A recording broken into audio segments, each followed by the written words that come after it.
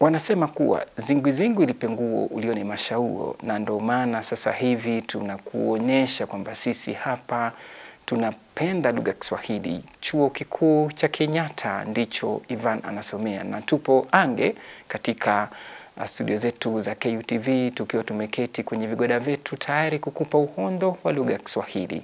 Ivan ni mmoja kati ya wasomi katika chuo cha Kenyatta ambacho kiko nchini Kenya, na anatupatia simulizi babu kubwa kuhusu kule kupenda kwake Kiswahili.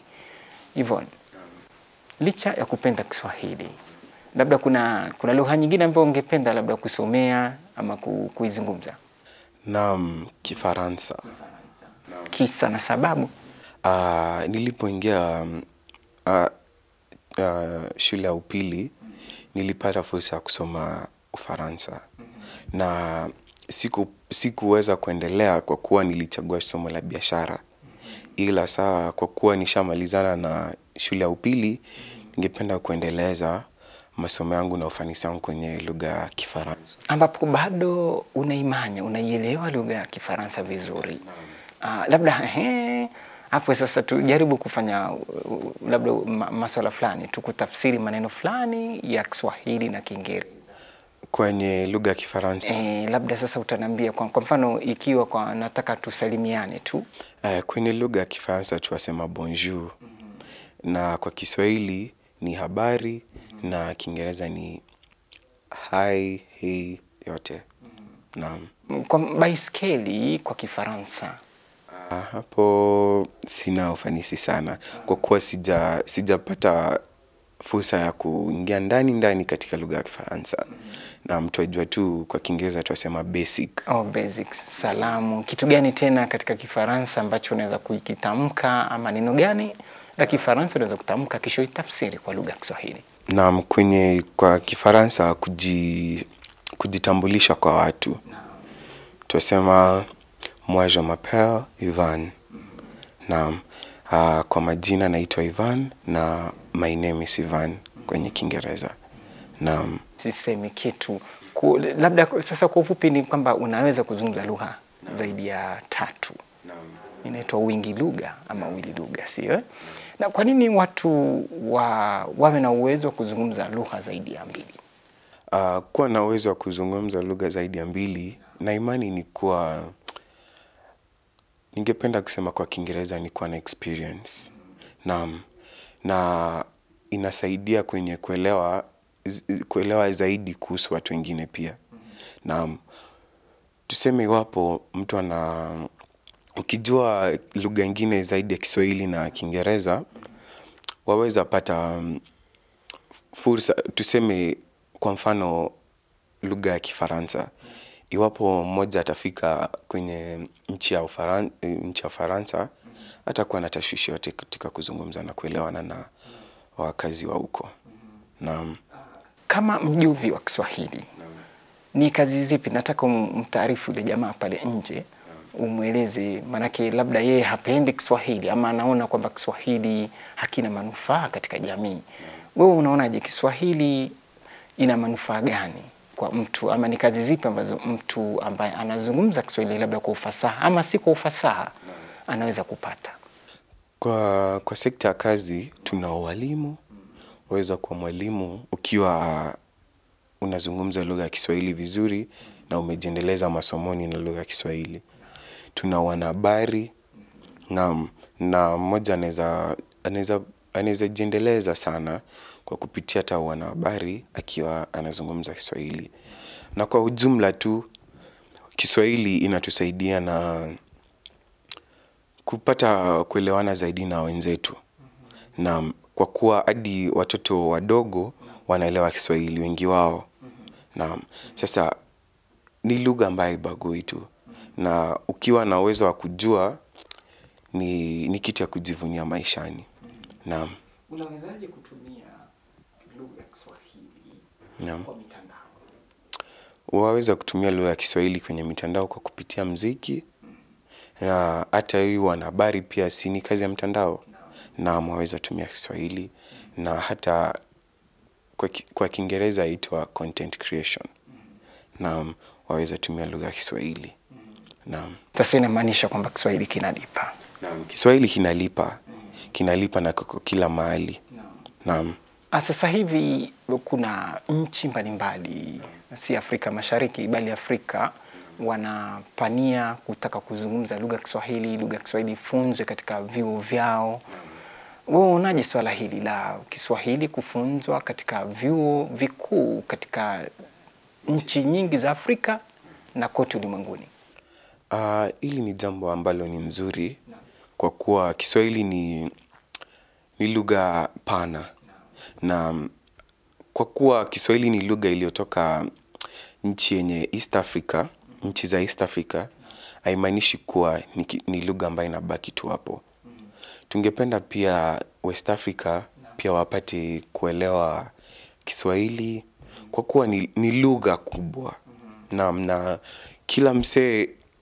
kila mtu anapojivunia na kuzungumza Kiswahili kwa ufasaha ni jambo nzuri. Naam. Nakumbuka kuna wakati rais wa Kenya na rais wa Tanzania wakijaribu kutabu sana kwa kutumia lugha ya Kiswahili, mwingine kama anamcheka mwenzake, Samia Suluhu kule Tanzania. Tanzania wanazungumza Kiswahili kwa ufasaha. Na sisemi pia wa Kenya kwamba hawazungumzi Kiswahili kwa ufasaha. Wewe unaonaje swala la kuzungumza Kiswahili kwa ufasaha? Je, ni ungwana kuzungumza lugha ya Kiswahili kwa ufasaha? Naam, Kiswahili kuzungumzwa kwa ufasaha ni ungwana. Naam, kwa kuwa ni lugha tu ambayo kila mmoja anapaswa kuwa anajua. Sana sana kama wewe ni Mkenya na Mtanzania na nchi zingine pia, kila mmoja na uwezo wa kuzungumzia. Na katika hii upande wa rais wa Tanzania na wa Kenya ni kuwa katika nchi ya Kenya tuna lugha ya Kiingereza, na kwa Kiingereza inaitwa the official, sijui kama ni official ama the national language ya nchini Kenya.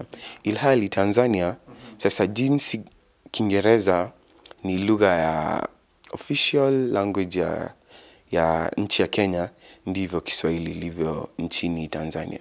Kwa kuwa tuelezwa kuwa masomo yao yafanywa kwenye lugha ya Kiswahili.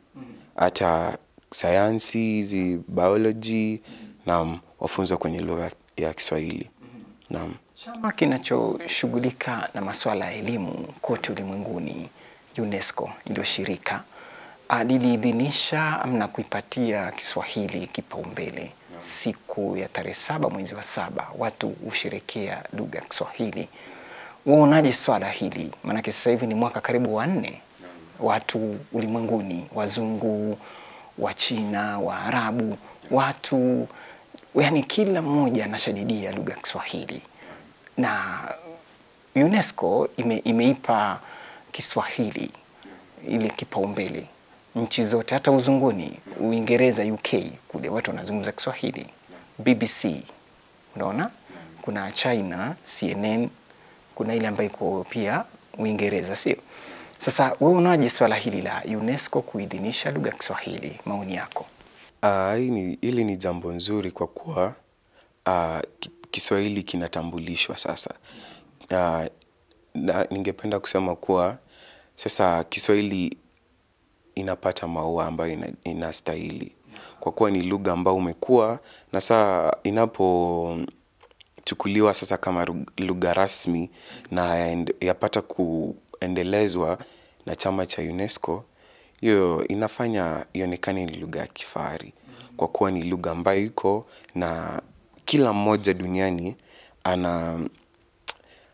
anafaa apate fursa ya kuongea Kiswahili. Naam.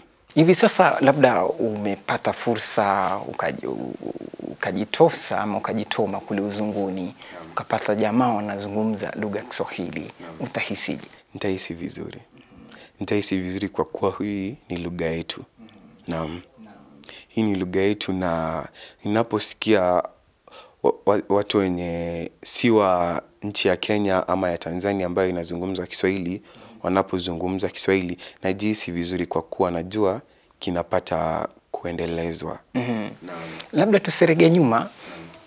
Katika shule ya upili, sijui kama uliwahi kutuzwa labda zawadi fulani kwa sababu ya kupita Kiswahili ama kufaulu katika Kiswahili? Siwezi sema kutuzwa, ila nilisimamishwa mbele ya watu. Hilo ni tuzo jamani. Wanasema chanda chema huvikwa pete. Makofi kwa wingi, vifijo, nderemo mkapigiwa, sio? Nilipokuwa kidato cha kwanza na nilipita mtihani wa kwanza wa kidato cha kwanza na nilipata kupongezwa. Ulijisikiaje yani? Nilijisikia vizuri. Naam. Kuku akaenda kuchinjwa ama ikaje? Na kwa kupitia hiyo nilipata kujivunia Kiswahili, na hivyo ndivyo ilivyoendelea hadi nilipofika kidato cha 4 na nikafuzu. Naam. Baada ya kutia fora kwako kwa Kiswahili, na hatuzungumzii tu kwamba kupita kwako kwa Kiswahili, maanake sasa hivi umeniambia unaandika muziki kwa kutumia lugha ya Kiingereza. Hivi karibuni huoni kwamba labda unaweza kubadilisha mtindo wako pia, labda kuzama kwenye lugha ya Kiswahili, labda muziki fulani kwa lugha ya Kiswahili? Naam, naweza kuandika nyimbo katika lugha ya Kiswahili. Naam. Ni wimbo gani tena kando na ile ya mama ambayo kidogo umewahi kuitia wino kwenye karatasi, ukaitafakari, ukasema hii nitaibwagia jamii, alafu jamii, unajua mwanamuziki huwa ni kioo cha jamii. Ni mtu ambaye watu wanamtizama, watu wanataka kuwa kama yeye, yale maneno anayotamka kwa ulimi wake. Sasa kama wewe ni kioo cha jamii, ni ubeti gani ambao labda ungependa kuambia wale jamaa pale nje? Kuna wimbo inaitwa Good People. Ni wimbo ambao niliandika kuhusu watu na jinsi watu, licha kuwa dunia ina vitu tofauti, watu tofauti na vitu tofauti kwa ujumla, kuna watu ambao wana roho nzuri. Naam. Yaani dunia rangi ile. Dunia ina rangi tofauti. Kuna wazuri na kuna wabaya. Kuna uzuri na kuna ubaya. Naam. Sasa wimbo wa Good People ni wimbo ambao niliandikia watu wenye wana uzuri ndani yao, na wahimiza waendelee kuwa hivyo, kwa kuwa utapata kile ambacho unastahili. Kwa kuwa kuna mali nilisoma kuwa na ukarimu haugharimu. Ningependa kuwaambia watu ambao wanapenda lugha ya Kiswahili kuwa wajivunie. Unapojivunia kitu huwa unajihisi vizuri kwa kuwa unakimiliki. Sasa iwapo wataka kuwa mwanahabari, mwanamuziki, jaribu tu. Ujui hiyo ndio kitu ambayo ulipangiwa. Na ningependa tu kuwahimiza uwe tu na moyo